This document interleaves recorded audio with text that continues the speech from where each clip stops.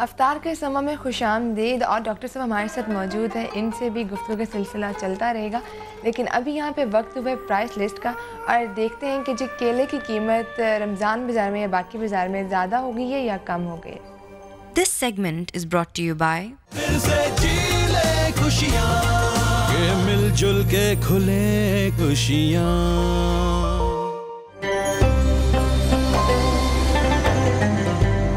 فوری توانائی کا ذریعہ اور سال بھر میسر آنے والا پھل کیلا ماہ رمضان میں بھی افادیت میں اپنی مثال آپ ہے۔ یہی وجہ ہے کہ روزہ داروں کی سہولت کے لیے حکومت کی جانب سے لگائے گئے سستے رمضان بازاروں میں اس پھل کی دستیابی کو بھی یقینی بنایا گیا ہے۔ یہاں کیلا درجہ اول 70 روپے اور درجہ دوم 60 روپے فی درجن دستیاب ہے، جبکہ عام مارکیٹ میں اس کی فی درجن قیمت 90 روپے سے 100 روپے ہے۔ کیلے کی کوالٹی اچھی اور اول اسپیشل دوم کا فرق ہوتا ہے، اول کا ریٹ اچھا ہوتا ہے، دوم کا ریٹ دوم ہوتا ہے۔ خریداروں کے مطابق وہ روزہ کے بعد توانائی کی فوری بحالی کے لیے کیلے کے استعمال کو ترجیح دیتے ہیں، اور سستے رمضان بازاروں میں اس کی قیمت اور معیار تسلی بخش ہے۔ قیمت بھی صحیح ہے، کوالٹی بھی ہم نے یعنی اپنے حساب سے لیے اچھے کیلے لیے ہیں، کیونکہ وہاں جو مارکیٹ میں مل رہے ہیں وہاں چیز تو ایک جیسی ہے، یہاں بھی اور وہاں بھی۔ عوام کے مطابق ماہ سیام میں جہاں تمام اشیاء خورد و نوش کی قیمتیں آسمان سے باتیں کر رہی ہیں، ایسے میں کیلے جیسے توانائی بخش پھل کا 60 روپے فی درجن میسر آنا کسی حد تک خوش آئند بات ہے۔ افطار کا سما کے لیے کیمرہ مین لیاقت بشیر کے ساتھ سجاد حیدر زیدی، سما، لاہور۔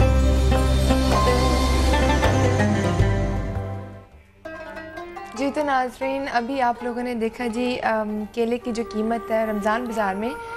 60 روپیز، مطلب آئی تھنک کم ہو گئی ہے، اچھی بات ہے کہ یہ چینج آیا ہے۔ جی ڈاکٹر صاحب، ہم لوگ بات کر رہے تھے اس زندگی کی جو ایک اللہ کی رضا سے گزاری جاتی ہے، یہ ایک وہ زندگی جو ہم اپنی مرضی سے گزارتے ہیں، تو کیا ہم جو اپنے عمل کرتے ہیں اس دنیا میں اس کا حاصل ہمیں ابھی مل جاتا ہے یا بعد میں بھی ملتا ہے؟ ہمارے جو اعمال ہوتے ہیں جی، یہ جس طرح سے آپ نے بھی کہا کہ یہ اپنی مرضی سے ہوتا ہے یا اللہ کی مرضی سے، میں یہاں پر وہ دو قرآنی ٹرمینالوجیز بتا دوں یہاں پر کہ جب ہم اپنی مرضی کی زندگی گزارتے ہیں کہ میری خواہش پوری ہو، میرے مقاصد کی تکمیل ہو، چاہے جیسے بھی ہو، اس طرز زندگی کو قرآن میں کہا گیا ہے فجور۔ اور جب کوئی شخص اپنی تمام خواہشات کو، اپنے تمام مقاصد کو اللہ کے احکام کے دائرے کے اندر رہ کے پورا کرتا ہے، اس طرز زندگی کو کہا جاتا ہے تقویٰ۔ تو جیسے دن رات آپس میں متضاد ہے، اسی طرح سے تقویٰ اور فجور ہی آپس میں متضاد ہے۔ تو چاہے ہماری زندگی تقویٰ کی زندگی ہو، چاہے ہماری زندگی فجور کی زندگی ہو، آخرت میں تو جو اجر ملتا ہے وہ ملتا ہے، آخرت میں جو سزا فجور کی ملنی ہے ملنی ہی ہے، لیکن ہم جو کچھ کرتے ہیں اس کا اس دنیا میں بھی ہمیں نتیجہ ملتا ہے۔ بالکل صحیح۔ اچھا، ہم لوگ اس نتیجے کی دو صورتیں ہوتی ہیں۔ ایک نتیجہ تو ڈائریکٹ آپ کی ذات کے ساتھ مربوط ہوتا ہے، یعنی آپ اچھے عمل کریں گے تو ان اچھے اعمال کا نتیجہ آپ کی روحانی ترقی، روحانی نشو و نما اور اسپرچول گروتھ کی شکل میں آپ کو ملے گا۔ اور اگر انسان فجور کے راستے پہ چلتا جائے گا تو وہ کیا ہوگا کہ حیوان ایسا نا کہ میری خواہش پوری ہو چاہے جہاں سے بھی ہو، لہٰذا اگر آپ تقویٰ کے راستے پہ چلتے ہیں تو آپ اسپرچویلٹی میں گروتھ کرتے چلے جاتے ہیں، روحانیت میں ترقی کرتے چلے جاتے ہیں، اور اگر فجور کے راستے پہ چلتے ہیں تو انسان پھر حیوانیت میں ترقی کرتا چلا جاتا ہے، آپ کی خواہشیں بھی بڑھتی چلی جاتی ہیں۔ دیکھیں دونوں میں گروتھ آتی ہے نا، آپ تقویٰ پہ چلتے ہو تو آپ کی جو روحانی خواہشات ہیں وہ بڑھتی ہیں، بالکل،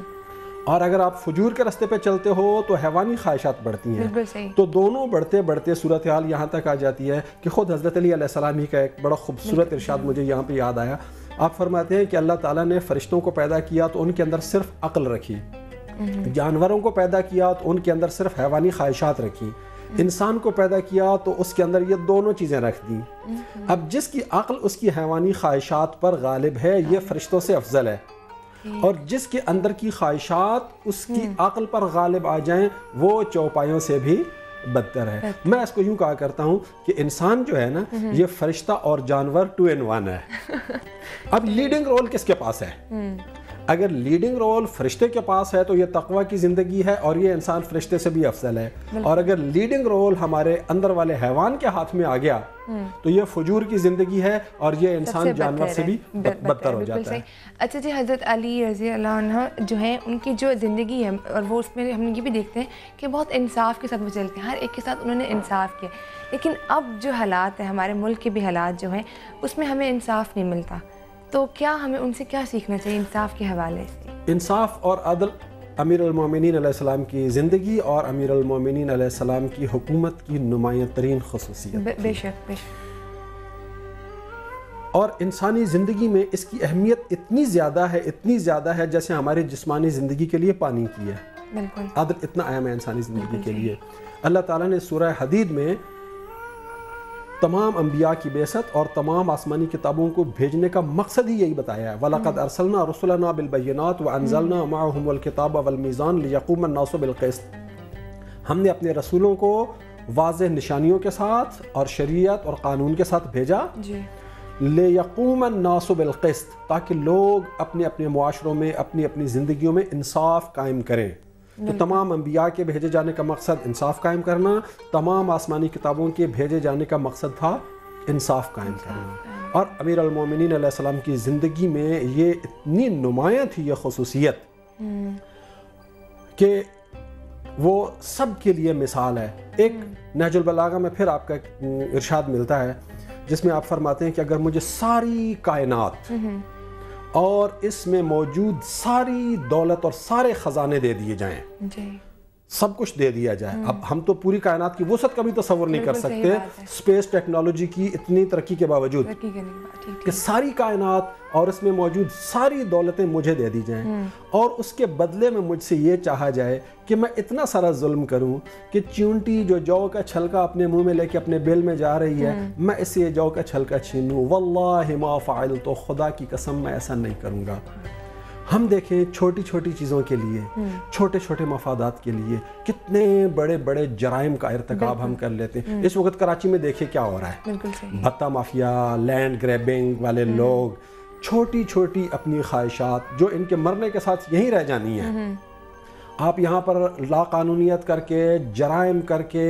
قتل و غارت گری کر کے جتنی بڑی اپنے خزانے بنا جاؤ، جتنی بڑی اپنی جائیدادیں بنا جاؤ، وہ اپنے چھوڑ کے چلے جانا ہے اور آگے اللہ تعالیٰ کی بارگاہ میں حاضر ہونا ہے، کس حیثیت سے، یہ امپورٹنٹ ہے۔ تو حضرت علی علیہ السلام ہمیشہ یہ فرمایا کرتے تھے کہ میرے سامنے تقویٰ ہے اور میں اپنے آپ کو ہر لمحے اللہ کے سامنے جواب دہ سمجھتا ہوں۔ تو جب انسان اپنی خواہشات کو اللہ کے احکامات کے تابع رکھنے کی کمٹمنٹ کر لے، انسان طے کر لے کہ میں اللہ کا بندہ ہوں۔ آپ ایک آرگنائزیشن میں کام کرتے ہیں نا، آپ طے کر لیتے ہیں کہ میں اس آرگنائزیشن کا ملازم ہوں، میں نے یہاں کے رولز کو فالو کرنا ہے۔ اگر آپ طے کر لیں کہ میں اللہ کا بندہ ہوں، میں نے اللہ کے رولز کو فالو کرنا ہے، اس لیے کہ میں نے اللہ کی بارگاہ میں چل کے کل جواب دینا ہے، مجھے میرے ہر عمل کی جزا و سزا ملنی ہے۔ اگر انسان کا یہ یقین پختہ ہو جائے، آخرت کے اوپر یقین پختہ ہو جائے، تو انسان کبھی کسی کے اوپر ظلم نہیں کرے گا۔ ہم لوگ بہت کہتے ہیں کہ جی آخرت میں ہمیں اس بات کا حساب ملے گا، آخرت میں ہمیں جواب دینا ہے، اس خوف کی وجہ سے بھی ہم لوگ نہیں کر پاتے، کیا وجہ؟ دیکھیے بنیادی طور پر خوف جو ہے نا، وہ اگر ہمارے پاس اگر ہم غور سے دیکھیں تو خوف ہمیں ریسپانسبل بناتا ہے۔ اس بات کا جواب میں آپ سے بھی لوں گی، لیکن ناظرین ابھی وقت ہو یہاں پہ ایک بریک کا، ہمارے ساتھ رہیے گا، تو ملتے ہیں اس بریک کے بعد۔